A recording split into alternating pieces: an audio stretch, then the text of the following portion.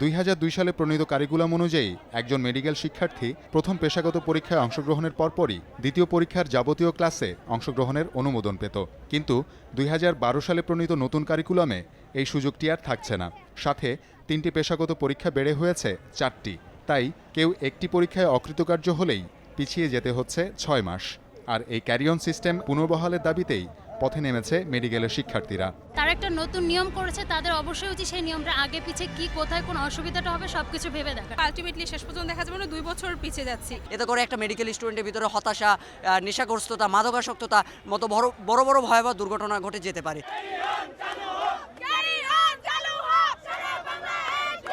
নতুন কারিকুলাম অনুযায়ী পিছিয়ে যাওয়া শিক্ষার্থীদের নিয়ে আলাদা ব্যাচ গঠন করা হবে, কিন্তু এ নিয়ে একাডেমিক কার্যক্রমের সুস্পষ্ট কোনো দিক নির্দেশনা নেই। শিক্ষার্থীদের আশঙ্কা এতে মেডিকেল কলেজগুলোতে শিক্ষা কার্যক্রম স্থবির হয়ে পড়বে।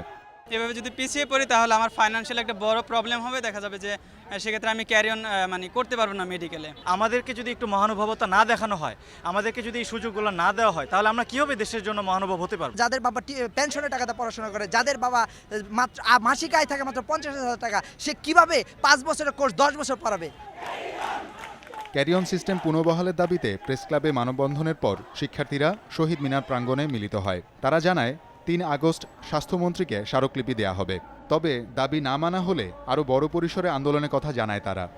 ভবিষ্যৎ এই চিকিৎসকদের দাবি, বাংলাদেশের সরকারি মেডিকেল কলেজ হাসপাতালগুলোতে সেবা প্রদান করেন প্রায় 9,500 ইন্টার্ন চিকিৎসক। তারা দাবি করছেন, যদি ক্যারিয়ন সিস্টেম পুনর্বহাল না করা হয় তবে এই সংখ্যায় 2,000 চিকিৎসকের সংকট ঘটবে। এতে জনসাধারণের চিকিৎসা সেবা পাওয়া অনেকটা দুষ্কর হওয়ার আশঙ্কা রয়েছে। শওকত মঞ্জুর শান্ত, যমুনা নিউজ, ঢাকা।